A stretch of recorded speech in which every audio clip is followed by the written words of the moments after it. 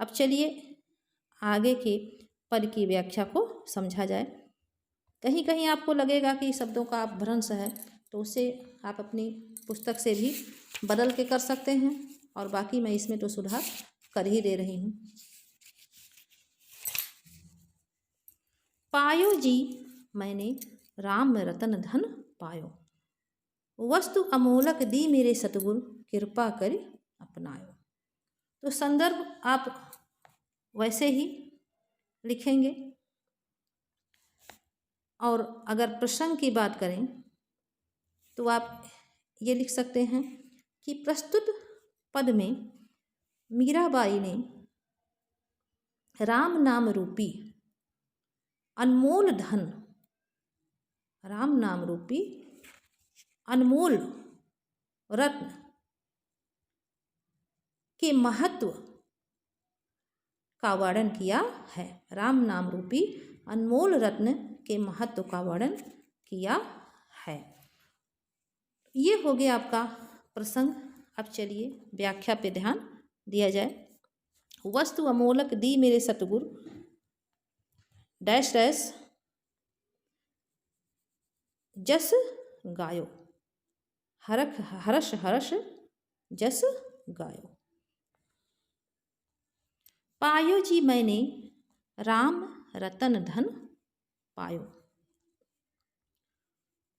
मीराबाई कहती हैं, मैंने राम नाम रूपी अनमोल रत्न अथवा धन को प्राप्त कर लिया है। या कह सकते हैं मीराबाई कहती हैं, मैंने राम रतन रूपी, इसमें आपका मिल गया, सब चीज़ आ गया, राम रतन रूपी अनमोल धन को प्राप्त कर लिया है। वस्तु अमूलिक दी मेरे सतगुरु, कृपा कर अपनायो। मेरे गुरु ने, तो मेरे सतगुरु, मेरे सच्चे गुरु ने कृपा करे, मुझ पे कृपा करते हुए, कृपा अर्थात कृपा, मेरे सतगुरु ने, सच्चे गुरु ने कृपा कर मुझ पर कृपा करते हुए मुझे वस्तु अमोलिक राम नाम रूपी अनमोल वस्तु, अमोलिक अर्थात अनमोल, अनमोल वस्तु प्रदान की, जिसे मैंने अपनायो, जिसे मैंने स्वीकार कर लिया। आगे देखिए, जन्म जन्म की पूजी पाई, जग में सभी खुआयो। यह राम नाम रूपी जो अनमोल रत्न है, राम रत्न रूपी जो अनमोल धन है, वह धन बहुत ही अद्भुत है। इसे पाकर मैंने प्रत्येक जन्म की पूंजी पाली है। हर जन्म की पूंजी, हर जन्म की पूंजी, हर जन्म का धन प्राप्त कर लिया है। अर्थात ये राम नाम रूपी धन ऐसा है, राम रत्न रूपी धन ऐसा है जो एक नहीं, प्रत्येक जन्म में, मेरा जितना भी जन्म होगा हर जन्म में मेरे पास रहेगा। ये एक जन्म में नहीं बल्कि प्रत्येक जन्म में मेरे पास रहेगा। ये ऐसा धन है जो हर जन्म में मेरे साथ रहेगा, कभी भी ये समाप्त होने वाला नहीं है। जग में सभी खुआयो, जन्म जन्म की पूंजी पाई, जग में सभी खुआयो। हर जन्म में पास रहने वाले इस राम रतन रूपी अनमोल धन को मैंने सांसारिक नाते रिश्तों को, सांसारिक संबंधों को, सांसारिक माया मोह को समाप्त करने के बाद ही, खो देने के बाद ही प्राप्त किया है। खर्चे ना, तो ये आपकी पुस्तक में इस तरह से होगा, न ही खर्चे कोई चोर ना लेवे, तो इसको सही कर लीजिएगा। वास्तव में मूल प्रति में ऐसा ही होगा। तो खर्चे नहीं कोई चोर न लैबै, दिन दिन बढ़त समायो। तो यहाँ विशेषता बताते हुए मीराबाई जी कह रही हैं कि ये राम रत्न रूपी जो अनमोल धन है, ये खर्च करने पे समाप्त होने वाला नहीं है। इसको चाहे जितना खर्च किया जाएगा, ये खर्च करने पे, व्यय करने पर कम होने वाला नहीं है। चोर न लैबै, और इस धन को चोर चुरा भी नहीं सकता है। संसार के प्रत्येक धन को चोर चुरा सकते हैं, लेकिन इस राम रत्न रूपी अनमोल धन को चोर चुरा नहीं सकता है। दिन दिन बढ़त समायो, इसकी एक बहुत बड़ी विशेषता ये है कि ये दिन प्रतिदिन 1.25 गुना के हिसाब से, 1.25 गुना की मात्रा से बढ़ता ही जाता है। अर्थात समय के साथ भक्ति भाव बढ़ता जाता है। और वास्तव में सच्चाई भी यही है कि हम जितना ही राम का नाम लेते हैं, जितना ही ईश्वर का नाम लेते हैं, उतनी ही भक्ति की भावना बढ़ती है। तो ये राम रत्न रूपी जो अनमोल धन है, यह किसी भी स्थिति में खर्च करने से कम होने वाला नहीं है।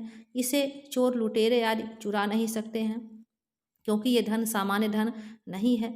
यह दिन प्रतिदिन 1.25 गुना के हिसाब से बढ़ता जाता है। ये किसी भी स्थिति में कम होने वाला नहीं है। सतकी नाव खेवटिया, सतगुरु भव सागर तर आयो। मीराबाई कहती है, वास्तव में मैं इस समय सत्य की नाव पर, सत्य रूपी नाव पर बैठी हुई हूँ, और इस नाव के खेवटिया, इस नाव के केवट, इस नाव के मल्लाह या इस सत्य रूपी नाव को जो खेने वाले हैं, वो मेरे सच्चे गुरु हैं। इस नाव को चलाने वाले मेरे सच्चे गुरु हैं। तो सत्य रूपी नाव पर बैठने के कारण और सतगुरु जैसे मल्लाह को पाने के कारण मैं बहुत ही आसानी से संसार रूपी भवसागर को, संसार रूपी माया के सागर को तर आऊँगी, अर्थात तैर कर पार कर लूँगी। मुझे मोक्ष की प्राप्ति हो जाएगी, इस बात में मुझे कोई संदेह नहीं है। मीरा के प्रभु गिरधर नागर, हरख हरख जस गायो।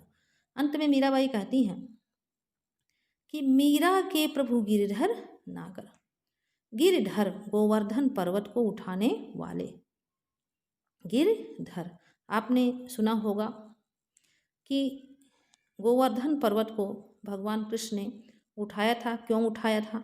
इंद्र के घमंड को चूर करने के लिए, इंद्र के मान को नष्ट करने के लिए, उसके अहंकार को, उनके अहंकार को तोड़ने के लिए। तो मीरा के प्रभु गिरधर नागर, मीराबाई कहती हैं गोवर्धन पर्वत को धारण करने वाले, नागर अर्थात चतुर, कृष्ण ही, चतुर कृष्ण ही मीरा के प्रभु हैं, मेरे स्वामी हैं। और मैं आनंदित होकर, हर्ष हरस आनंदित होकर उन्हीं का गुणगान कर रही हूँ। और मैं आनंदित होकर, हरख हरख कर, हर्षित होकर उन्हीं का गुणगान कर रही हूँ। तो ये हो गई आपकी व्याख्या। अब इसके काव्यगत सौंदर्य पर थोड़ा सा ध्यान दिया जाए। रही बात भाषा की, तो भाषा पहले तो देखिए, आपको ये लिखना है एक लाइन में कि इसमें कहा क्या गया है। तो आप लिखेंगे इस पद में मीराबाई ने, इस पद में मीराबाई ने राम नाम रूपी अनमोल रत्न के महत्व को उजागर किया है। राम नाम रूपी अनमोल रत्न के महत्व को उजागर किया है अथवा प्रकट किया है। भाषा आपकी ब्रज हो जाएगी, भाषा ब्रज हो जाएगी। अब जैसे देखिए पायो जी मैं, तो माँ होगा, हा पे ऐ की मात्रा, तो ये राजस्थानी भाषा का प्रभाव है। तो आप लिखेंगे भाषा राजस्थानी मिश्रित ब्रज। शैली मैंने बताया था, शैली मुक्तक हो जाएगी। छंद गेय पद है। और रस की बात अगर देखें तो रस आपका जो है भक्ति तो है ही, लेकिन भवसागर का वर्णन हुआ है, माया के सागर का, इसलिए यहाँ पे शांत रस भी है। तो शांत रस भी है और भक्ति रस भी यहाँ पे है। अलंकार की बात करें तो जैसे राम नाम रूपी अनमोल धन है, तो रूपक अलंकार भी यहाँ है।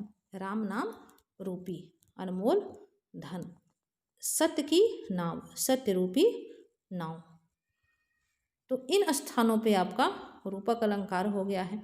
हर्ष हरस, एक ही वर्ण दो बार आया, एक वर्ण नहीं एक शब्द, हर्ष हरस।